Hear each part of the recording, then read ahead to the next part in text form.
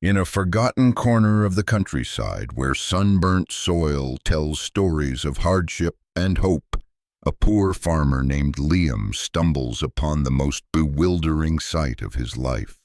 A bride, alone and crying in the woods, her gown torn, her eyes haunted. She won't say who she is, only that she's running from a life she never chose. With nothing but compassion to guide him, Liam takes her in, unaware that this mysterious woman is Sophia, heiress to $1 billion empire and the centerpiece of a high-stakes corporate wedding. As worlds collide under his humble roof, what begins as shelter quickly becomes something more. But peace is fleeting. The next morning, Liam's quiet farm is shaken as a private jet thunders down onto his field. Sophia's secret is out, and so is Liam's heart. This is a story of defiance and destiny, of a woman reclaiming her freedom and a man discovering the strength of quiet love. What happens when the life you've always known is uprooted by fate, dropped from the sky in heels and silk? Stay with us, because this isn't just a love story. It's a story about standing up, letting go, and finding home in the most unexpected place. The early morning sun cast a soft golden hue over the cracked earth of the valley, its rays dancing across a patchwork of dry soil and wilting crops. In this small, unassuming corner of the world, time moves slower. The kind of place where stories didn't make headlines, where struggles were private, and where dreams were often buried under the weight of survival. Liam Burke stood at the edge of his field, boots sunk into the dry ground, eyes narrowed against the light. A farmer by birth and by will, Liam was no stranger to hardship. His father had worked in these very fields, and his father before him, but the land had grown stubborn over the years. Drought, unpredictable seasons, and rising costs had made farming less of a livelihood and more of a test of patience. Still, Liam remained, not because he loved suffering, but because he loved the earth. The smell of fresh soil, the call of the rooster at dawn, the satisfaction of growing something with his own hands, these were the things that gave him peace. His farmhouse was small, whitewashed and weathered, sitting on a gentle slope near the edge of the woods. Chickens clucked lazily in their pen, and an old retriever named Rusty lay curled under the porch, one eye open. The radio crackled inside the house, playing an old country tune. Liam adjusted his straw hat, hoisted a bucket of water from the well, and began the first of many chores that made up his daily rhythm. To outsiders, Liam's life might have seemed lonely. He wasn't married, had no children, and kept mostly to himself. But those who knew him, even if only a little, knew that he was a man of quiet strength, honest, patient, and loyal to a fault. He didn't have much, but what he did have, he took care of with all his heart. The village of Cedar Hollow, just a few miles down the dusty road, was small enough that everyone knew everyone else's business. They knew Liam's story, how his mother had died when he was 10, how his father had passed 5 winters ago, and how he'd refused to sell the farm even when corporate developers came knocking with shiny brochures and promises of modern convenience. Liam wasn't interested in malls or golf resorts. He believed some things were worth holding on to. That morning, like every other, he fed the chickens, checked on the well, and examined the cracked leaves of his tomato plants. They weren't doing well. Rain hadn't graced Cedar Hollow in nearly 6 weeks. He'd done all he could, mulched the soil, prayed more than he liked to admit, even bartered his last goats for irrigation parts. But nature was unpredictable. As he wiped sweat from his brow, a rustling sound caught his ear.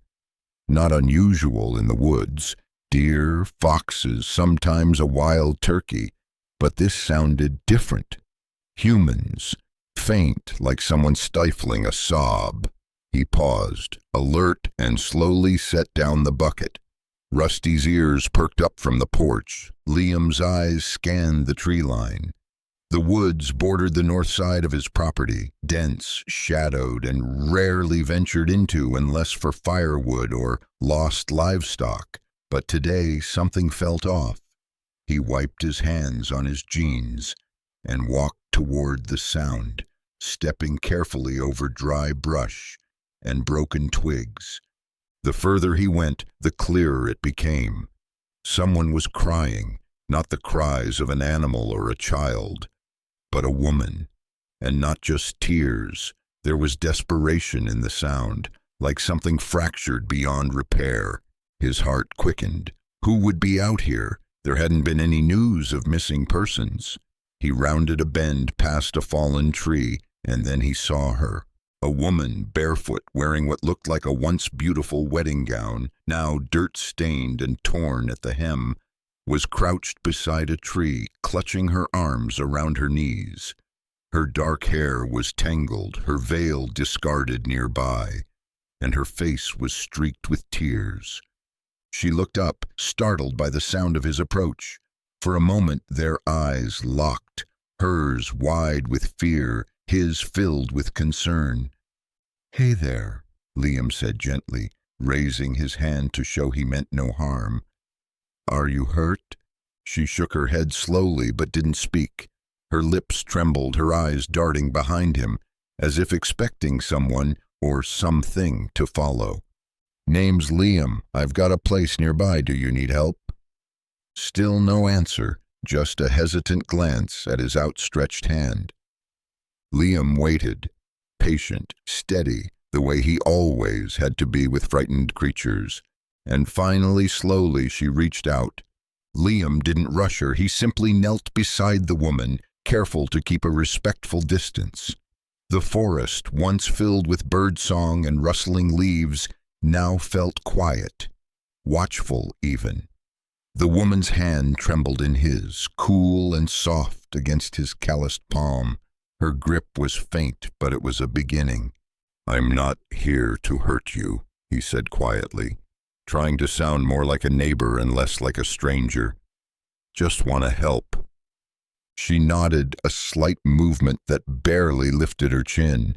Her gown, white lace with intricate floral embroidery, clung to her like a memory of something long gone. It was dirty now, the bottom edges torn by brambles. Liam couldn't help but wonder how long she'd been out here, and why. A wedding dress in these woods wasn't just out of place. It was a mystery. "Can you stand?" he asked. She looked around nervously, brushing strands of hair from her face. Then, with visible effort, she rose. Her bare feet wobbled on the uneven ground, and Liam offered his arm. She hesitated, then leaned against him. Together they walked back toward the farmhouse, her steps slow and silent. He said nothing else, sensing that her trust was a fragile thing. Rusty barked once when they emerged from the trees, but quickly settled when he saw Liam's calm demeanor.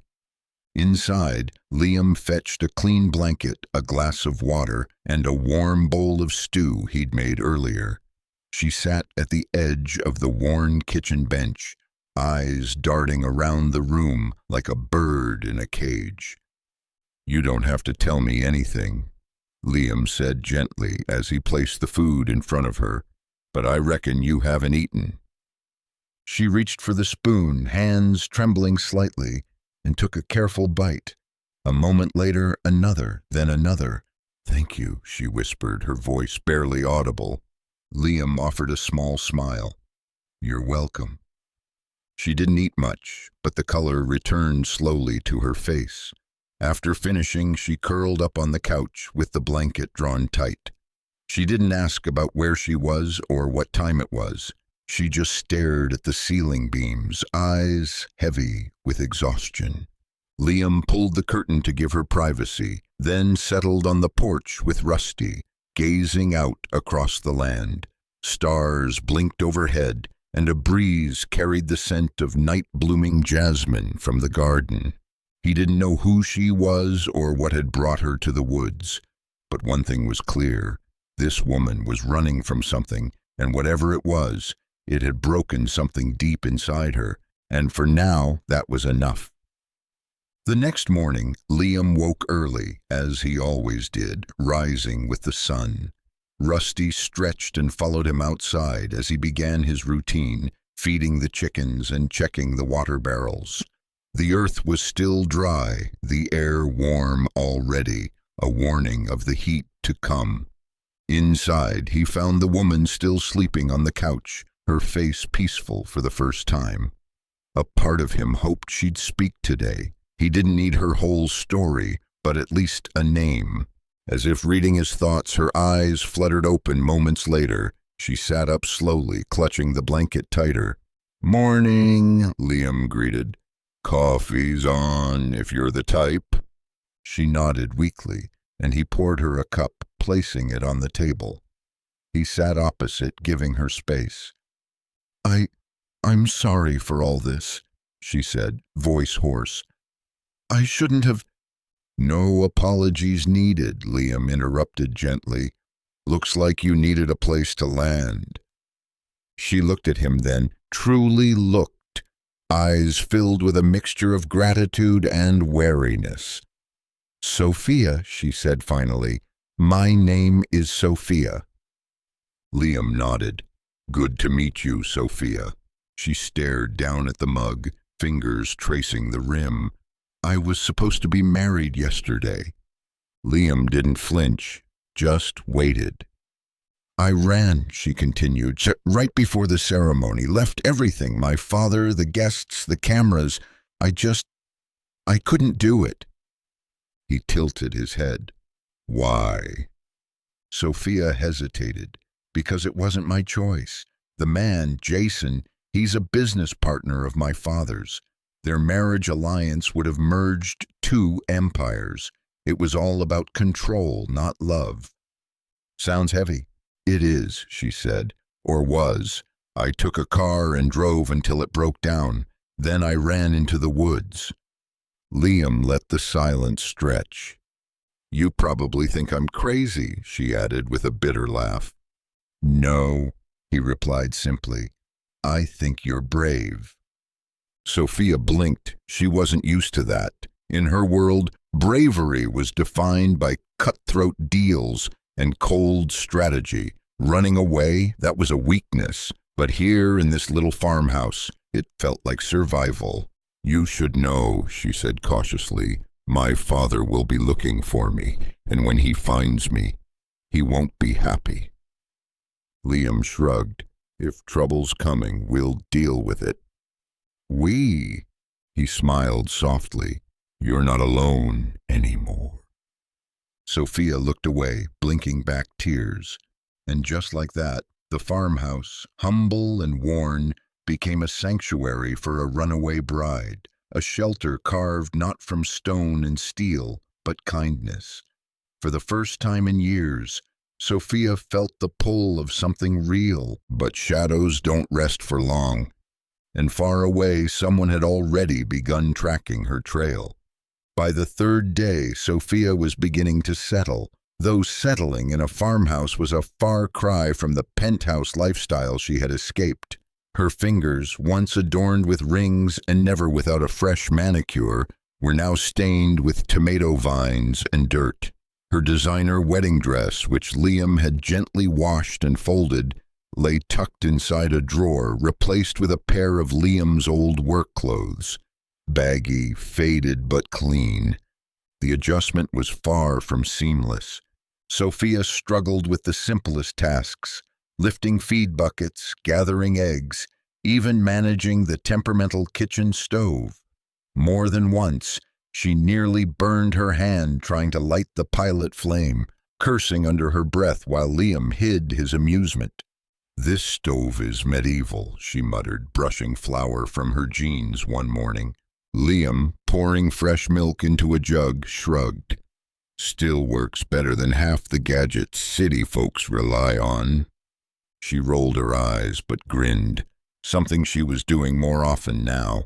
Despite the mismatch of their worlds, There was something undeniably soothing about the rhythm of the farm.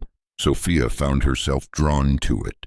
The honesty of the labor, the quiet of the evenings, the way the stars filled the sky without apology, unfiltered by smog or skyscrapers. In between chores, she shared fragments of her life, her schooling in Switzerland, the hollow parties she'd been dragged to, the weight of being a brand more than a daughter. Liam listened without judgment, often just nodding or offering a short, thoughtful response. He didn't try to fix her pain, he just made space for it. One afternoon, they sat together on the porch after a long day. The air smelled like fresh hay, and the sky was a canvas of deep orange and lavender. "Do you miss it?" Liam asked. She raised a brow. "The mansion or the prison?" He smiled. Sophia sighed. "Sometimes I miss the things money could buy, convenience, safety, but not the loneliness, not being told who to be." Liam nodded. "Out here, no one tells you who to be, just who you are." She looked at him, really looked at him, his rough hands, sun-worn face, soft but steady eyes. A man rooted in simplicity, but richer than most men she'd ever known. "What about you?" she asked. "Why stay on this land?" Liam thought for a moment. "Because it's home, and because everything good I've ever known started with dirt and time."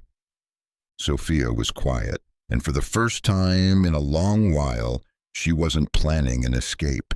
She was just there, and it felt like enough.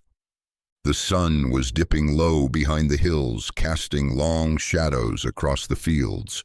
Sophia stood by the fence, her arms resting on the weathered wood, watching a pair of crows bicker in the nearby tree. She'd grown quieter in the last day or two, her smile a little more distant, her gaze more restless. Liam noticed. He didn't push her, but one evening, after dinner, he handed her a glass of sweet tea and asked, "What's weighing on you?" Sophia hesitated.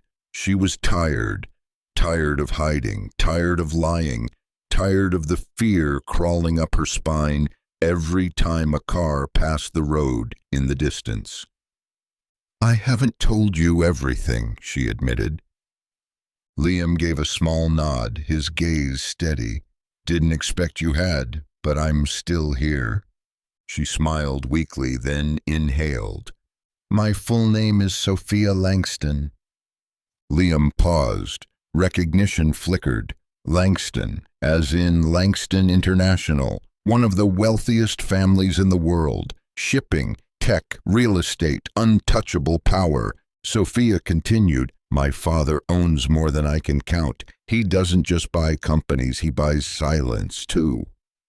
Liam remained quiet. He wanted to marry me off to Jason Roth. Their merger would have made them untouchable, but I couldn't do it. I knew what that marriage would be, just another transaction. My life signed away, my life on a contract. Liam's voice was low. "So you ran?" "I ran," she echoed. "But I didn't just disappear. I embarrassed them. The press is everywhere. My father's furious. He'll stop at nothing to find me, especially if he knows I'm here." Liam leaned back in his chair, rubbing his chin. "You worried he'll hurt you?"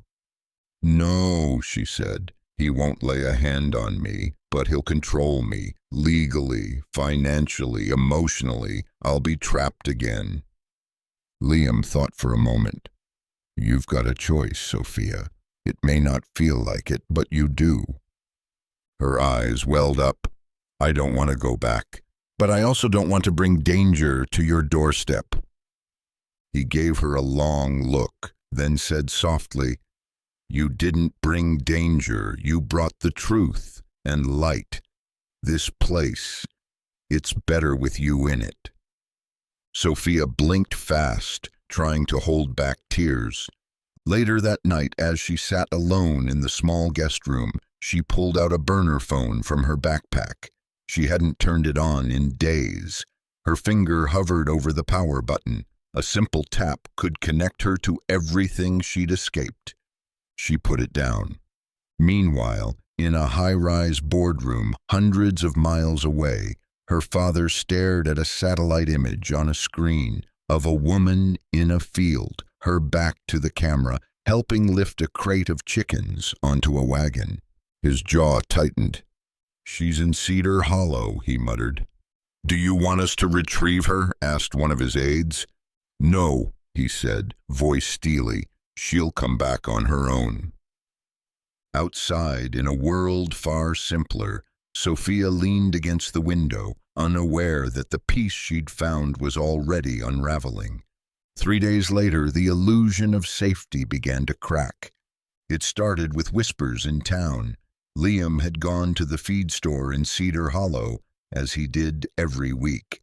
The owner, an elderly man named Gus, leaned in over the counter, voice low. "Strangers asking questions," Gus muttered. "City types. Suits, sunglasses, big black SUV. Said they were looking for a missing person." Liam's heart didn't race, but something behind his eyes tightened. "They show a picture?" Gus nodded. "Didn't leave one, but they showed me on their phone. Young woman, pretty, long dark hair, looked like she was wearing a wedding dress."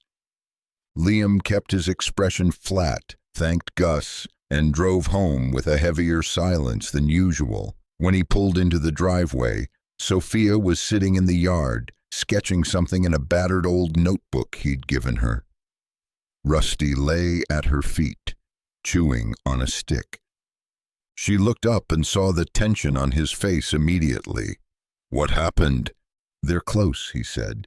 "Your father's men, maybe." Sophia stood, closing the notebook slowly. "Then I should go." "No," Liam said, too quickly. "You're not ready. You don't even have shoes." Sophia half smiled despite the fear rising in her chest. "I can buy shoes." Liam shook his head. "This isn't just about escaping anymore. You need a plan." Sophia paced the porch, arms crossed, heart pounding. "If they find me here—" "Then we deal with it," Liam interrupted, calm as ever. "You're not just some runaway hiding in the woods anymore. You're here, and that matters." That night, Sophia couldn't sleep. She lay on the small bed staring at the ceiling, her thoughts spiraling. She didn't want to go back. Not to her father, not to Jason, not to a world where her only value was her name. But she also didn't want Liam caught in the fallout. She sat up, quietly crept into the kitchen, and pulled out the burner phone again. This time, she turned it on. 34 missed calls, 12 voicemails, news alerts, photos of her face plastered online with the word "missing" in bold red, her father's cold voice on a voicemail. "You've embarrassed this family long enough. Call me back before I make decisions for you." She turned it off again. Outside, Liam stood in the moonlight, staring out at his field.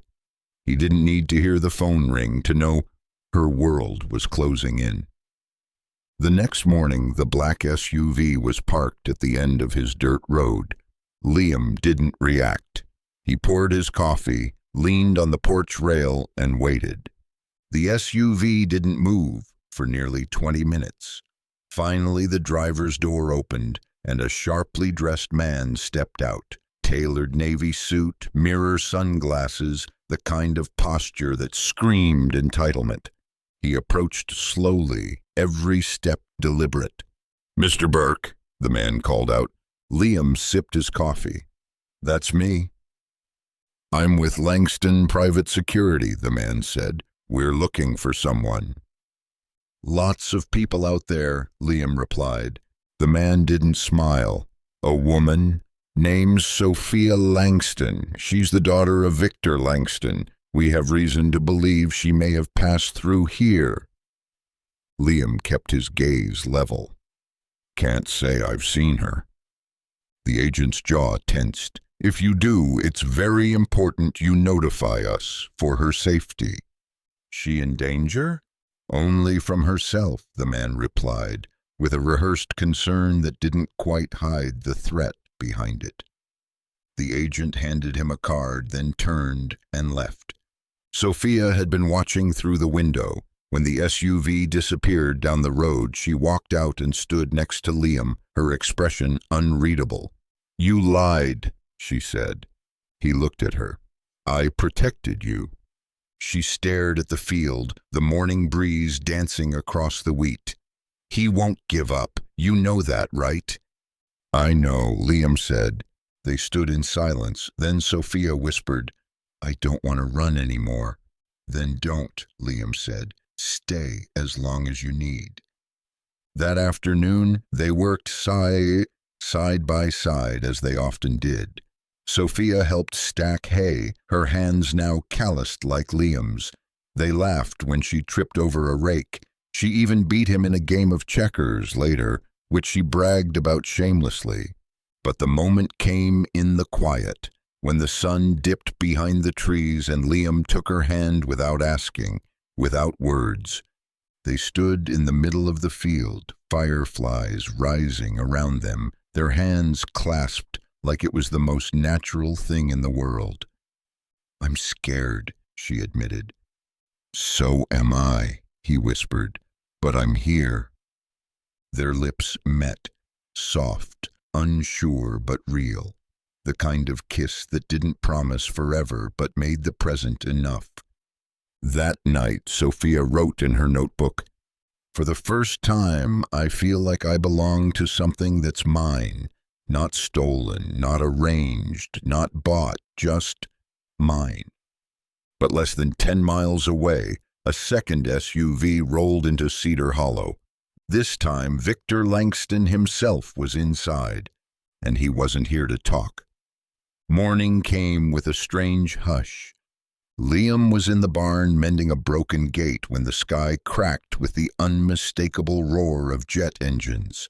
He dropped the hammer instinctively and stepped outside, squinting into the sky. There it was, a private jet descending unnaturally low, its sleek body slicing through the morning light. Its landing gear was down, its trajectory clear. It was heading straight for his field. Sophia emerged from the house just as the wheels touched down, sending up a plume of dust and wheat husks. The jet's powerful turbines stirred the air, flattening crops and rattling the porch windows. Rusty barked wildly at the noise. Liam didn't speak, neither did Sophia. They simply watched as the polished black jet rolled to a halt in the middle of the wheat. The door opened, a metal staircase extended. Then he stepped out. Victor Langston was taller than photographs suggested, with an air of absolute control.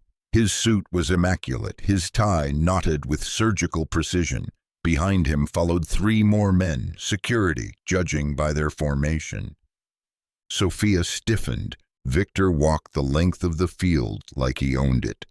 His eyes scanned the house, the barn, then finally settled on his daughter. "Sophia," he called out. She didn't move. "I'm not here to drag you," he said, raising his voice slightly. "I came because I thought you might finally be ready to talk."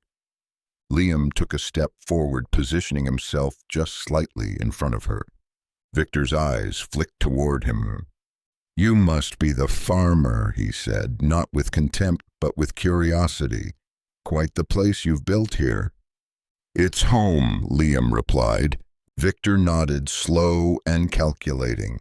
"I respect a man who defends what's his." "I'm not hers to be defended," Sophia cut in, "and I'm not here to talk about business." Victor's face hardened. "You walked away from a life people would kill for." "I walked away from a cage," she said. He sighed, clearly trying to maintain his composure. "There are consequences, Sophia. You've made headlines. Investors are spooked. Jason's attorneys are threatening litigation. You can't just run forever." I don't intend to, she said, but I'm not coming back under your terms. Victor folded his arms. And what exactly are your terms? Sophia's voice was clear, sharper than it had been in weeks.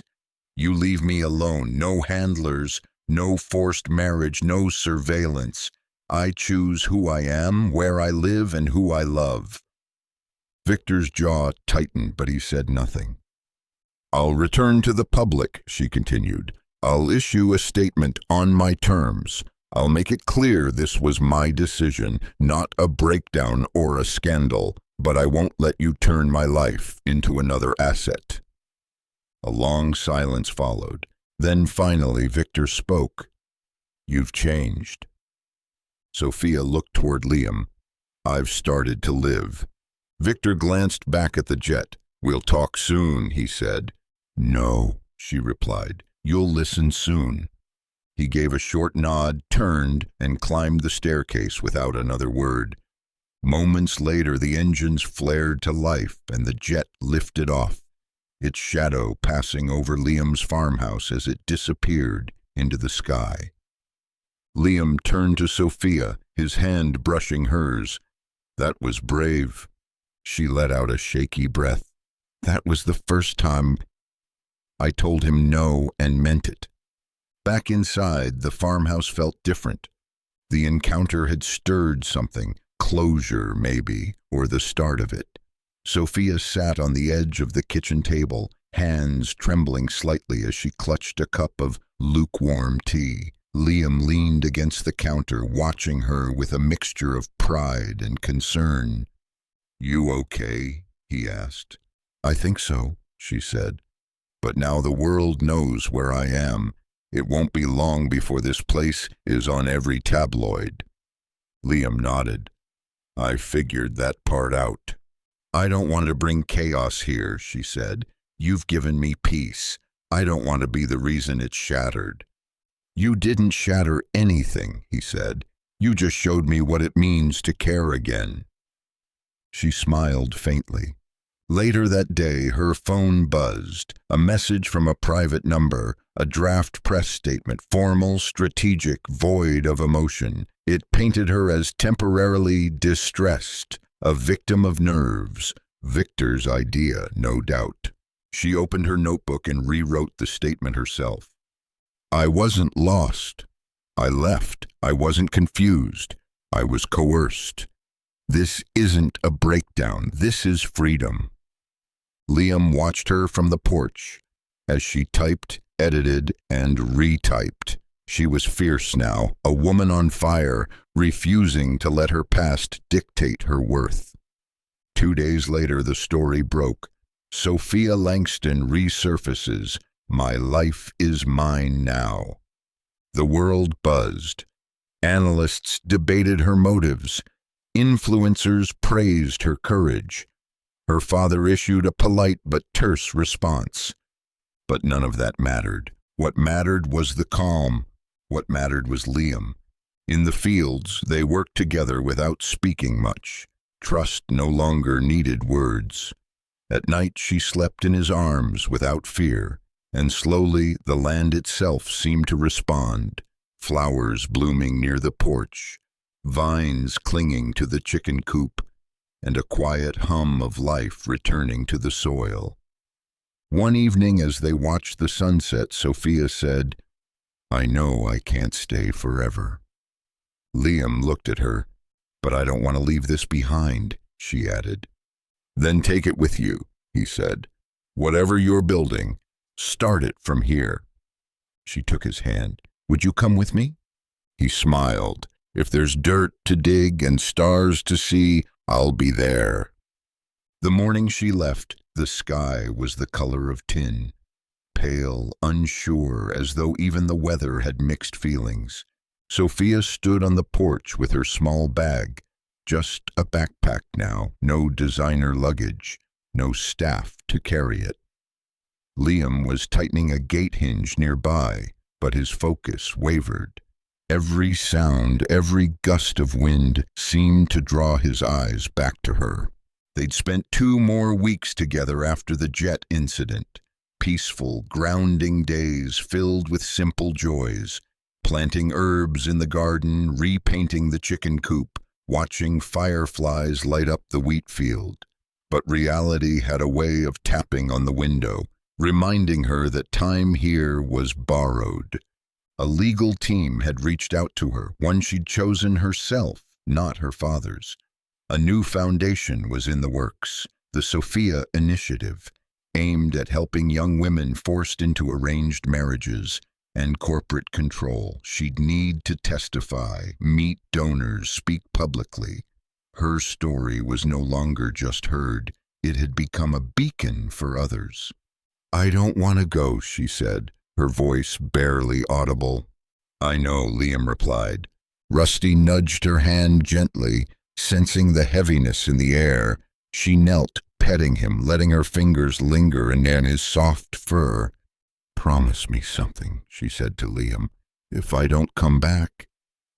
He interrupted her softly. "You will." She swallowed hard. "If I don't, keep this place alive. Keep the quiet, the kindness, everything that made me feel like myself again."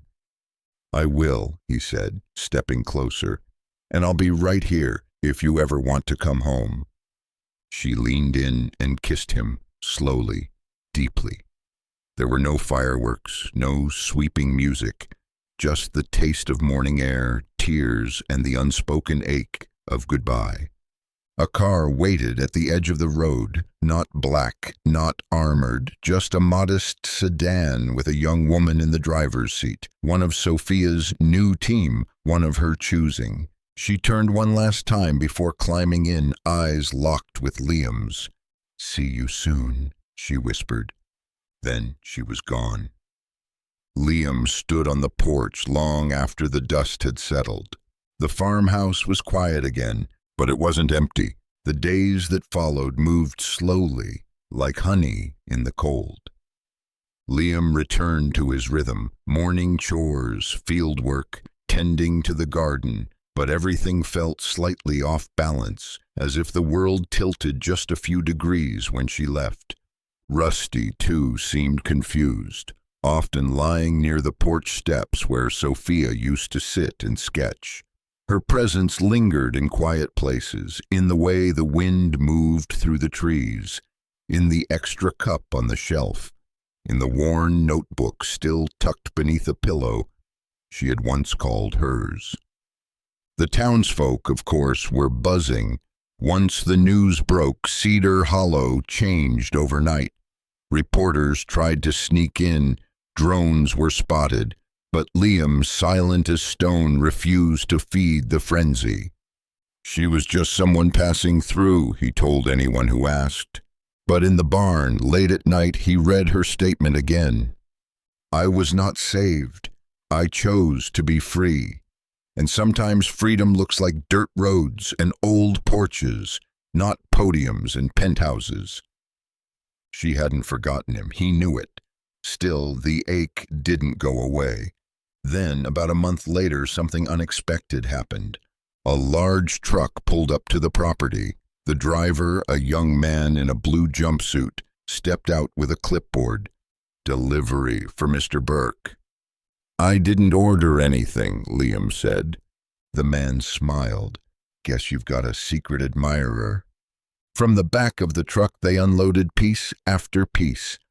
A brand new solar irrigation system, advanced soil monitoring equipment, crates of rare heirloom seeds, even a mobile greenhouse unit. And at the bottom of one crate, an envelope with Liam's name in familiar, neat handwriting. "Liam, this farm saved me. You saved me. I wanted to give something back, something that lasts. These are tools, not replacements. I know how much the land means to you. Consider this a small piece of what you've given me. And don't worry, I'm not done with this place. Or you. Love, S." Liam folded the letter, heart full in a way it hadn't been in weeks. He looked around at the field, his field, still dry in places, but teeming now with new possibilities. And just like that, the future wasn't something he feared anymore. It was something he could look forward to. Spring rolled in quietly that year, shy and slow, but when it came with color. Wildflowers painted the hills. The wheat sprouted tall and bold. The irrigation system, Sophia's gift, transformed Liam's fields into a patchwork of rich greens and golds. For the first time in years, the land felt full again. Liam moved with a quiet confidence. He spoke more in town, helped neighbors with repairs, even started hosting weekend dinners on the porch for old friends. People noticed. They said he looked lighter, happier. They were right. Still, not a day passed that he didn't think of her. Then one morning, as he was loading crates of vegetables into the back of his truck for the farmer's market, the familiar hum returned. Not the sound of the wind or the distant engine of a tractor, but something bigger, lower, a jet. He turned, eyes shaded by his hand, and saw it. A sleek silver jet, descending not in fear or secrecy this time, but with purpose. It circled once, then landed neatly in the same field as before, but this time it didn't feel like an invasion. It felt like a homecoming. The door opened, and there she was. Sophia stepped down the staircase, not in heels or silk, but in denim and boots, hair tied back, sun already on her face. Her eyes scanned the field until they met his. She didn't run. She walked slowly, confidently, each step anchored in the life she had built outside and the one she was reclaiming here. "I told you I'd come back," she said, smiling. "I know," Liam replied, arms crossed, heart full. "Still glad you proved me right." They stood a few feet apart, the silence between them richer than any words. Finally, Sophia closed the distance and wrapped her arms around him. It wasn't just affection, it was belonging. "How long do I have you this time?" he asked gently. She pulled back slightly. "As long as you'll have me." Liam chuckled. "I've got an extra shovel. The greenhouse is too big for me alone." Sophia grinned. "Then I guess I better unpack." That night, the stars returned in full, and two chairs on the porch sat side by side, no longer waiting. The seasons turned with grace that year, as though the world had finally exhaled. Sophia and Liam fell into a rhythm, not perfect, but real. She handled online orders and managed the new partnerships for the farm's produce. He taught her how to operate the tractor, though she still hated backing it up. Together they restored the barn, planted new orchards, and built a community garden for the village. The Sophia initiative continued to grow. From a laptop in their kitchen, she coordinated scholarships, housing for runaways, and safe exit plans for women like her. But she never let the cause steal her roots. Her hands, once only used to sign contracts, now knew the shape of a shovel, the weight of fresh eggs, and the rhythm of watering rows before sunrise. People came to visit the farm, not as press, not as gawkers, but as pilgrims of sorts, women seeking hope, men looking for understanding, friends and strangers alike. And always the field remained, lush, alive. Sophia often journaled under the old oak tree where Liam had found her. She kept that first wedding dress cleaned, pressed, and locked away, not as a reminder of who she was, but of who she refused to become. One afternoon, Liam walked up behind her, holding something small and velvet in his hand. She turned, raising an eyebrow. "Is that what I think it is?" He opened it. No spotlight, no audience, just a modest silver ring with a wheat engraving. "It's not a proposal," he said. "It's a promise to keep choosing you every day, whether it's here or in a jet or in the middle of a thunderstorm. Sophia smiled, tears bright in her eyes. Then let's plant that promise in the soil. She took the ring and placed it on her finger, then kissed him with the surety of someone who knew exactly what she was growing. That fall, they celebrated their first harvest festival together. The entire town came, music, food, laughter spilling out into the night. Sophia danced barefoot in the field. Liam watched from the porch, heart swelling with gratitude. In a world of headlines, money, and deals, they had found something priceless. Not because it was big, but because it was theirs.